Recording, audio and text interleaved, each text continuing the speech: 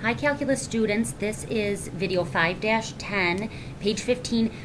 This also needs to be watched by the weekend of Friday the 13th. I messed up because I wanted you to double up. In the calendar I sent you, I wanted you doubling up on videos 7 and 8. And then in the videos, I kept forgetting that, and I was just like, I was messing it up. Anyway, I don't care in what way you double up on videos, but we've got to be all together on this day. So this video needs to be watched by the time we come back to school after this long weekend. The corresponding homework is page 18, numbers 1 and 3. And here I just gave you a table of anti-differentiation formulas. And in this table, f of x is the antiderivative of lowercase f of x. And that's convention in a lot of books that I've seen, where you represent the antiderivative of a function with the capital letter. Okay, we don't have like a backwards prime notation, so that's a way of representing it going backwards. Alrighty, so the fundamental theorem of calculus. This is a very deep theorem. That's why it has such a deep name, the fundamental theorem of calculus. And it was an enormous discovery because I'll say why in a moment, but so here it is. Let capital F of x be any antiderivative of lowercase f of x. So I underlined any because remember that plus c will give you a family of functions. You just choose one member of the family. Okay, so it could be any member of the antiderivative family. Then, by the fundamental theorem of calculus, the integral from a to b of f of x is equal to this, okay, bracket with the antiderivative inside, and then you do b and a. And all that this is like an intermediate step between these and these. So we're just going to do this first to get ready to do this. You take the antiderivative at b minus the antiderivative at a. And that will give you the value of the integral, the area under the curve. And this was such a huge discovery, guys, because nobody knew before this that, for a long time people were computing, they were taking derivatives and they were finding area under the curve, both like through limit processes, and nobody knew that they were related in any way. That's not intuitive at all that they're related. But it turns out that derivatives or antiderivatives, they're kind of one and the same. It's the same concept, a derivative and, using the idea backwards. So antiderivatives and areas under curves are related in this way. Groundbreaking. Okay. So anyway, we're about to use this. So, on the back. So if it asks you to use the FTC or the fundamental theorem of calculus, then you do not want to use your calculator. It's not a bad idea to use Math 9 to check it, but we are going to be using the fundamental theorem of calculus a lot now. Okay, so example number 1, the way it goes is like this. So you're computing a definite integral with the fundamental theorem of calculus. Go equals, and then open up a bracket. Inside of the bracket is going to go the antiderivative of that.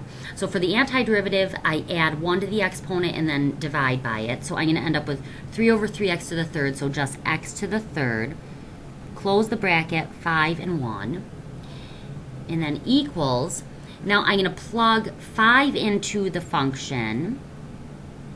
So I'll have 5 to the third minus, and then plug 1 into the antiderivative.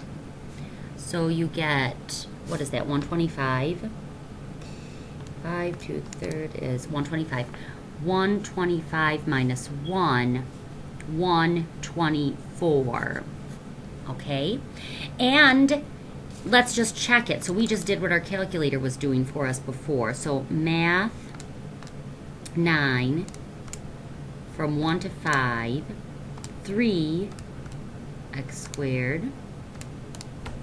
Boom. Okay, so right there. So now we can do this by hand. Example number 2. So I'm going to go equals, I'll set up a bracket. Now what's got to go inside of this bracket, guys, is the antiderivative of this. We don't know, we really only know how to use power rule. And you can't use antiderivative power rule if you can't use regular derivative power rule. So, you know, if we were taking a regular derivative, we wouldn't be able to use power rule here. So off to the side, I'll just say aside, and then I'll convert to exponential form. Still can't use power rule because this is not a sum of terms of ax to the n. I've got a product in here. But I can distribute, and then I'll have t to the 3/2 minus 2t to the 1/2. All right? So if you wanted, you could have rewritten the definite integral with this inside instead. Okay, so now that I know that this is another form of what I'm dealing with, now I can use the power rule. So 3/2 plus 2/2 is 5/2. So 5/2 is my new exponent, and I'm dividing by it. So it's going to be 2/5, because dividing by a fraction is multiplying by the reciprocal. T to the 5/2. And then 1/2 plus 2/2 is 3/2. Okay, so and dividing by 3/2 would be multiplying by 2/3. So this is minus 4/3 t to the 3/2. Okay. Oh, and by the way, we could use any antiderivative in here. So if you wanted to add like a +5 or a +7 or something like that, you could do that too, but it's just easy to choose the member of the family that has a c of 0. So 0 to 4 equals, okay, now I'm plugging 0 in. When I plug 0 in here, I'm going wicked slow, but 5/2 minus 4/3. I mean, we all know we're just going to get 0, but I'm just being super careful. So there's that. And then minus, important that you're using parentheses if you're subtracting. Okay, so minus 2/5 and then 4 to the 5/2. And go ahead of me, guys, if you'd like. 4/3, 4 to the 3/2. All right, so this is just 0. 0 minus. And then, I'll just use my calculator. Okay. 2/5, 4 to the 5/2. I end up with 12.8 minus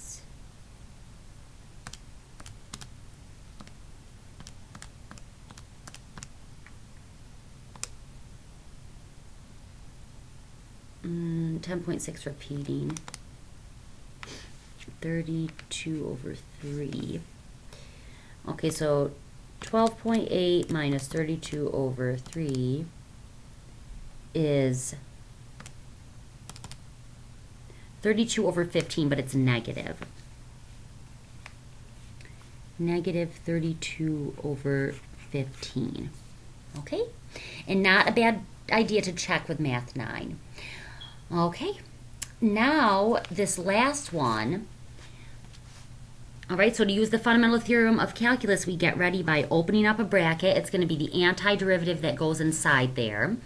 But just like the last example, we can't use power rule on this. So I'm going to do a little aside, and I'm going to break this up. If you have a polynomial as a numerator and the denominator is just a monomial, then we can break this up into 3 terms, 3 separate fractions over this.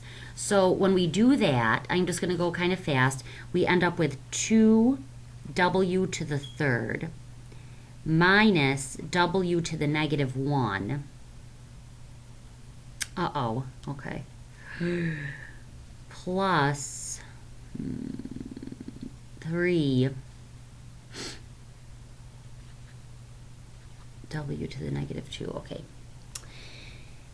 And then for the antiderivative, okay, so this one here, so that's going to be 4, and then we're dividing by 4, so we get we'll get 1/2 w to the 4th. Now this next one, we're going to add 1, so we'll get 0 as the exponent, and then we're dividing by 0, but you can't divide by 0. So guys, this is just something we have to know very fast when we see it, but the derivative of 1 over w, or the antiderivative, is, okay, back over here. Okay, so right there, it's a natural log. Okay, natural log of the absolute value of the input.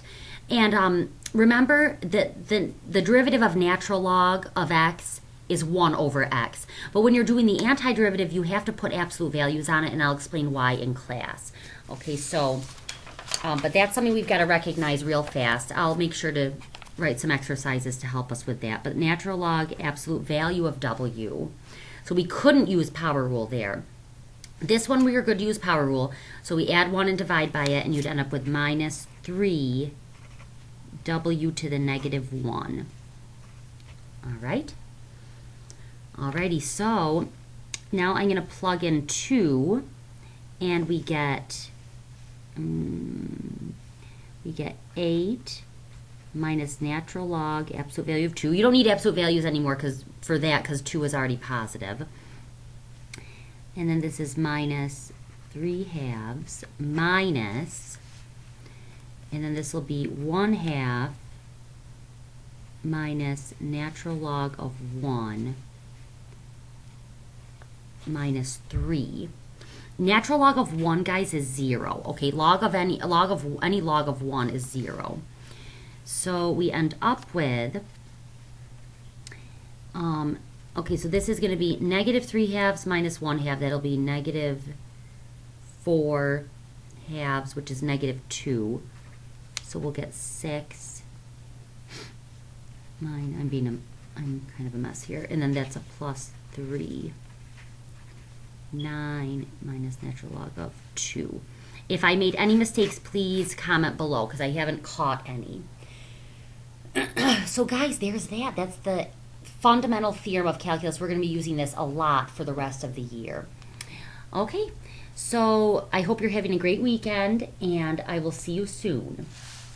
And don't forget that homework is to try these 2 problems, page 18, numbers 1 and 3. Alrighty, see you soon.